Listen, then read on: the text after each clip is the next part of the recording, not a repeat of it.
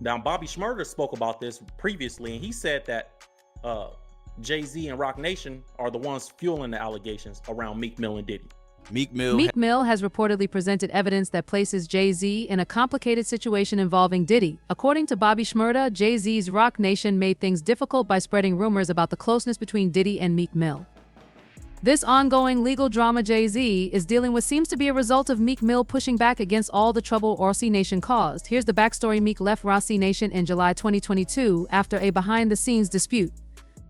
Shmurda compares leaving Roc Nation to ending a relationship with a powerful ex. It's not something they let you walk away from easily. In a discussion on the Danza project, Shmurda explains, "I'm going to tell you what's going on with Meek. I left the team Meek was on. Meek left that team. And when you leave, they come after you. It's like breaking up with a girl who has a lot of influence. She won't let you go without making your life miserable." He continues, "They're like, we control the internet. We're going to spread lies about you. I'm going to pay for 3,000 fake comments just to make jokes about you." Meek wasn't about to let his reputation be ruined, so he took matters into his own hands. He went on X to clear things up and tweeted, "All I see today is Meek and Roc Nation in the headlines. I'm personally handling my own business so I can take risks and grow. We came to that agreement together. I have a label deal with Roc for my artists, and I'm heavily involved in reforms, along with many other investments with Jiger, even though Meek Mill still finds himself tied to Jay-Z due to their deep connections with Roc Nation, especially through his Dream Chasers label and the Reform Alliance."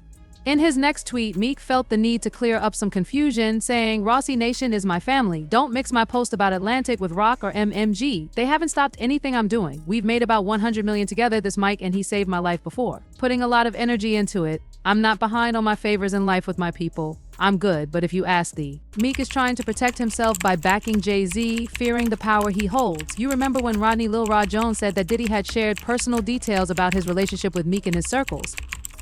It's said that someone close to Diddy has even more damaging information about Meek, information that could seriously harm his career, but Meek is standing his ground.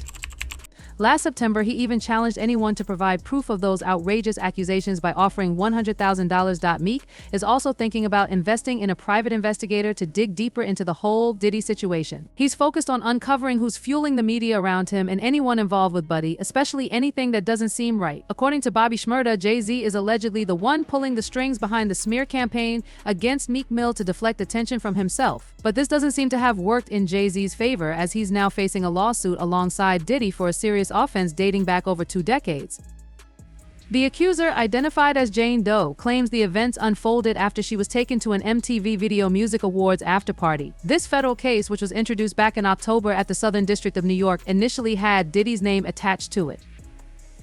But by Sunday, Jay-Z's name was included in the refiling. Busby, the attorney who's been filing lawsuits left and right, is keeping the accuser's identity under wraps while also involving Jay-Z in the legal drama before hitting the refiling button that Sunday.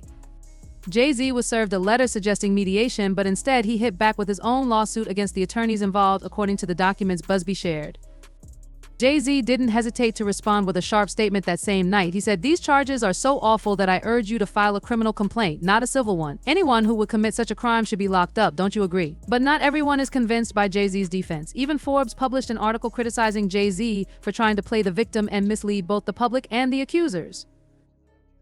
The article pointed out that Jay-Z is positioning himself as the true victim in his statement, trying to distance himself from the typical celebrity stereotype by highlighting his humble beginnings.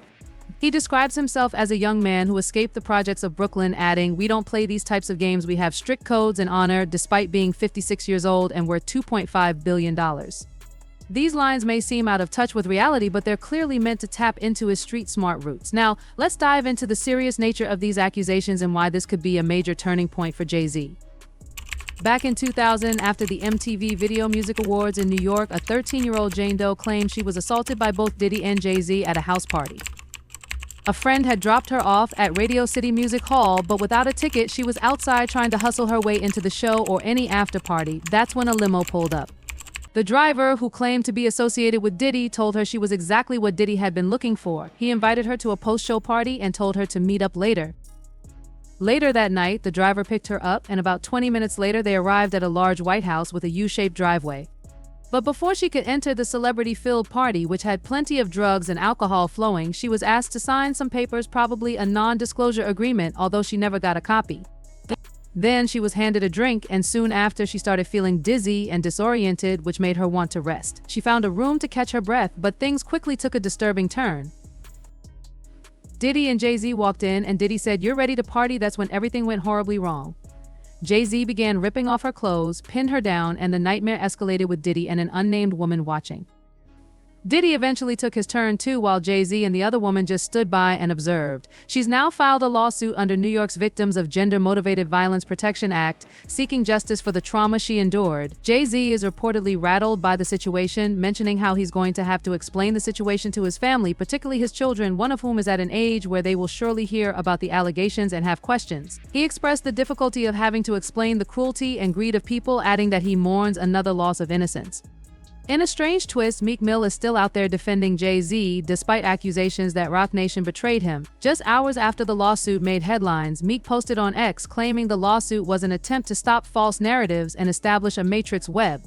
According to him, if you can control the narrative, you can control the matrix. He slammed American media, saying, "I saw Jay-Z, a 13-year-old girl, 300 times scrolling. It's called programming, but not everyone agreed with him." One user fired back, saying, "Meek Mill is not helping, like, sir, please," and others took to social media to throw shade, criticizing his support for Jay-Z amid such serious allegations. Meek's tweets were coming across as more confusing than a twisted pretzel. One person pointed out that even if your day was going badly, now you've got Meek posting these cryptic messages. Another user said that Meek doesn't realize his own tweets are only keeping the story alive in the algorithm. The big question now is, did Jay-Z really set Meek up with Diddy? And if Shmurda's right about Jay betraying Meek, why is he still defending him? Is he just afraid, or is there more to this story than meets the eye? Let us know what you think in the comments, and don't forget to hit that subscribe button. This is just the beginning, and you won't want to miss how everything unfolds.